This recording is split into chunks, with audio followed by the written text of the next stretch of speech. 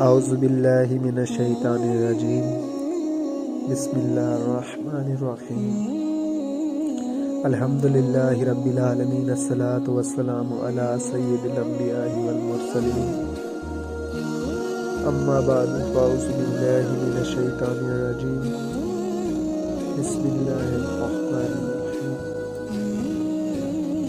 آج میں آپ کو حضرت موسیٰ علیہ السلام کے بارے میں بتاؤں گا۔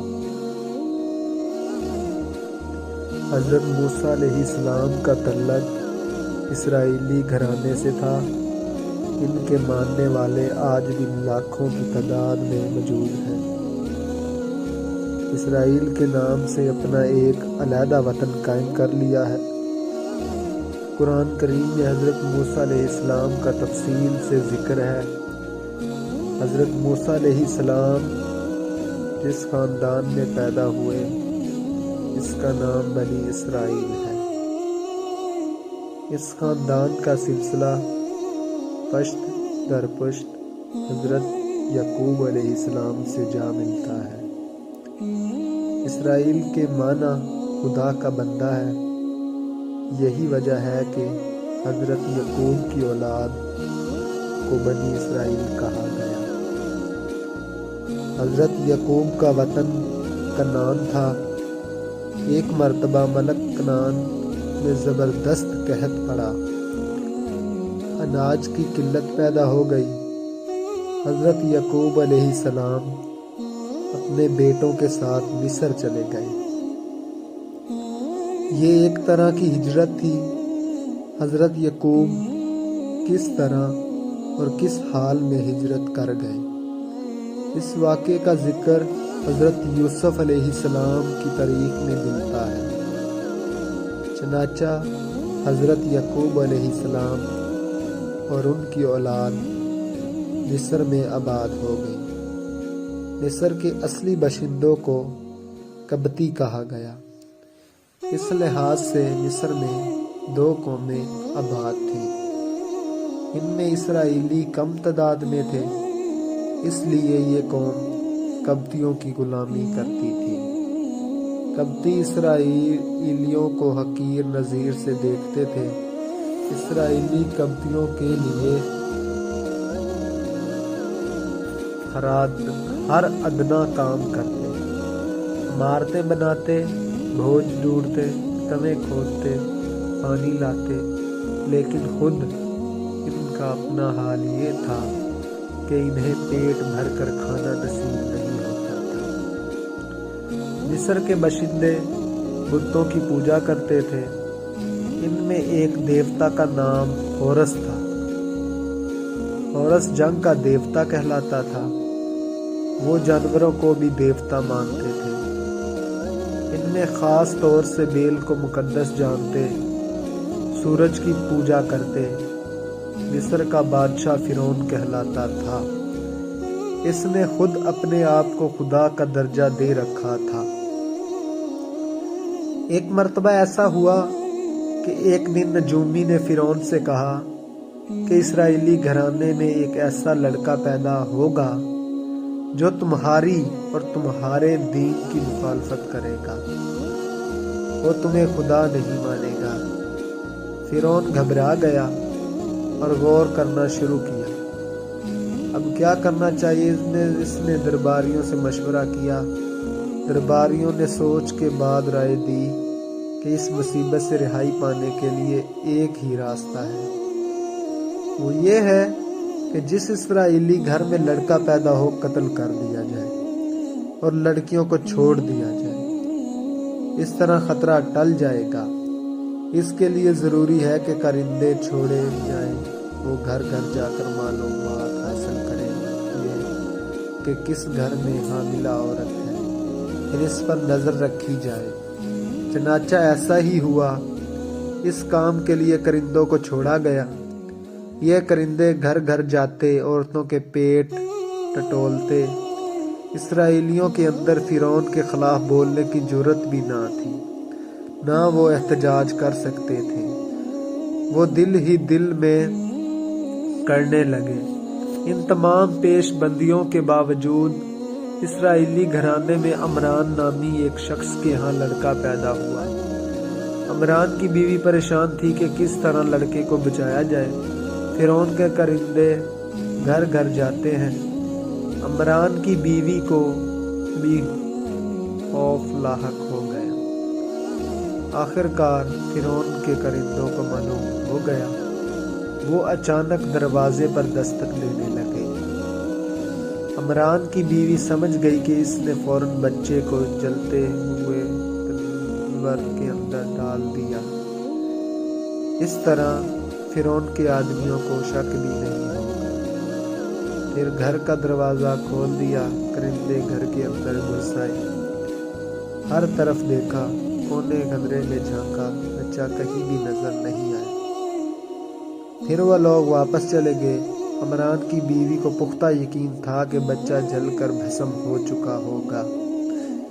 اس نے دل پر ہاتھ رکھ کر فوراً تنور میں دیکھا تو خوشی کے مارے اچھل پڑی۔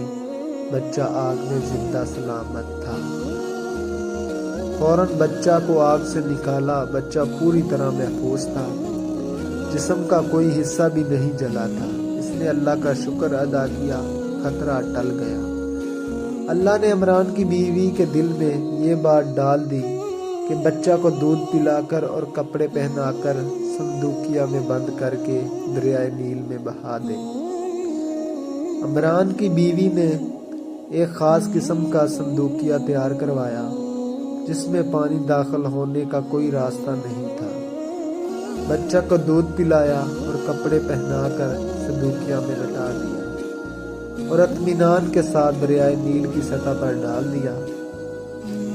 عمران کی ایک بیٹی تھی جس کا نام مریم تھا۔ ماں نے بیٹی سے کہا کہ اس صندوقیہ کے ساتھ ساتھ دریا کے کنارے چلو اور یہ دیکھتی رہو کہ صندوقیہ کہاں پہنچتا ہے۔ چنانچہ مریم نے ایسا ہی کیا۔ صندوقیہ پانی کے بہاؤ کے ساتھ ساتھ بہتا رہا۔ اس دریا سے ایک اور شاخ فرعون کے محل کے احاطہ میں نکالی گئی تھی۔ صندوقیہ محل کے احاطہ میں داخل ہو گیا۔ عین محل کے سامنے رک گیا۔ وہاں فرعون اپنی بیوی کے ساتھ بیٹھا ہوا تھا۔ صندوقیہ پر دونوں کی نگاہیں پڑیں۔ مریم سب کچھ دیکھتی رہی۔ جیسے ہی صندوقیہ فرعون کے محل کے پاس رکا، مریم واپس لوٹ گئی، اپنی ماں کو سارا ماجرا سنا دیا۔ فرعون نے صندوقیہ نکالا۔ جب کھول کر دیکھا تو ایک خوبصورت بچہ ہاتھ پاؤں اٹک رہا تھا۔ دونوں حیرت میں پڑ گئے اور ایک دوسرے کا منہ تکنے لگے۔ پھر فرعون نے کہا کہ بچہ اسرائیلی معلوم ہوتا ہے، اسے مار دینا چاہیے۔ اس پر فرعون کی بیوی نے مشورہ دیتے ہوئے کہا کہ ہمارا کوئی بچہ نہیں ہے، کیا ہی اچھا ہوا کہ اسے یہ پال پوس کر بڑا کیا جائے۔ جب یہ اپنی عمر کو پہنچے گا تو ہماری تمام عادتیں اور مزاج اپنا لے گا، اسے ہم اپنا بیٹا بنائیں گے۔ فرعون نے بیوی کی باتوں کو غور سے سنا اور مان گیا۔ دونوں نے بچے کو اٹھا لیا اور پرورش کرنے لگے، لیکن بچہ دودھ نہیں پی رہا تھا۔ پرورش کے لیے بہت سی دائیاں عورتوں کو بلایا گیا، لیکن بچے نے کسی کا دودھ نہیں پیا۔ مریم نے فرعون کی بیوی سے کہا کہ ایک دایا میں لاؤں گی، بچہ یقیناً اس کا دودھ پیے گا، مجھے اجازت دو۔ فرعون کی بیوی مان گئی اور کہا کہ ایسی ہی دایا لے آؤ جو بچے کو دودھ پلا سکے، میں معقول معاوضہ دوں گی۔ مریم فوراً ماں کے پاس گئی اور خوشخبری سنائی اور ماں کو ساتھ لیتی آئی۔ عمران کی بیوی فرعون کے محل میں پہنچ گئی، بچے کو سینے لگایا۔ بچے نے خوشی خوشی دودھ پینا شروع کیا۔ فرعون کی بیوی بچے کا دودھ پیتا دیکھ کر خوش ہو گئی۔ عمران کی بیوی کو اپنے محل میں ملازمہ رکھ لیا۔ ماں اور بچہ ایک ساتھ رہنے لگے۔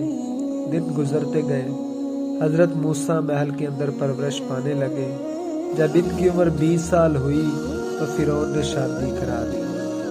حضرت موسیٰ علیہ السلام اکثر محل سے نکل کر شہر میں ادھر ادھر گھوما کرتے۔ ان کا یہ روز کا معلوم تھا۔ ایک روز وہ ایک راستے سے گزر رہے تھے کہ ایک قبطی اسرائیلی سے الجھ رہا تھا کہ نوبت مار پیٹ تک پہنچ گئی۔ اسرائیلی نے موسیٰ علیہ السلام کو آواز دیتے ہوئے مدد کے لیے پکارا۔ جب موسیٰ علیہ السلام قریب پہنچے تو دیکھا کہ قبطی اسرائیلی کو بے تحاشا مار رہا ہے۔ موسیٰ علیہ السلام نے پیچ بچاؤ کی کوشش کی لیکن قبطی نہیں مار رہا تھا۔ اس پر موسیٰ علیہ السلام نے قبطی کے ایک گھونسا مارا تو وہ بلبلا اٹھا اور ایک لمحہ بعد ہی وہ مر گیا۔ اس کے مرنے پر موسیٰ علیہ السلام پریشان ہو گئے اور اسرائیلی سے کہا کہ وہ فوراً چلا جائے۔ اس واقعے سے موسیٰ علیہ السلام کو ندامت ہوئی، جان سے مارنے کی نیت نہیں تھی۔ پھر آپ علیہ السلام نے اللہ تعالیٰ سے گریہ زاری کے ساتھ دعا کی، اے میرے رب، میں نے اپنی جان پر ظلم کیا، مجھ کو بخش دے، بے شک تو بڑا بخشنے والا ہے۔ فرعون نے حکم دیا کہ قاتل کو تلاش کرو۔ کچھ عرصہ بعد موسیٰ علیہ السلام ایک راستے سے گزر رہے تھے، دیکھا کہ وہی اسرائیلی ایک اور قبطی سے اجھر رہا تھا۔ اس نے پچھلی مرتبہ کی طرح موسیٰ کو پکارا۔ حضرت موسیٰ علیہ السلام نے اسرائیلی کو ڈانٹتے ہوئے کہا کہ تم ہمیشہ لوگوں سے لڑتے رہتے ہو اور مجھے بلاتے ہو۔ اسرائیل نے چیختے ہوئے کہا کہ موسیٰ، ہم پر کیوں خفا ہوتے ہو؟ کیا تم مجھے بھی مار ڈالو گے جیسا کہ کچھ دن قبل تم نے ایک قبطی کو مار ڈالا تھا؟ اسرائیلی کی زبان سے نکلی ہوئی یہ بات راہ گیروں نے سن لی۔ حضرت موسیٰ علیہ السلام گھبرا گئے کہ بات فرعون کے کانوں تک پہنچ گئی اور وہ مجھے سزا دے گا۔ آپ نے اس خیال سے مصر سے نکل جانے کا فیصلہ کیا۔ فرعون کی قہر سے بچنے کا یہی ایک راستہ تھا۔ حضرت موسیٰ علیہ السلام مصر سے روانہ ہوئے اور بدن کی جانب چل پڑے۔ آپ راستہ طے کر رہے تھے۔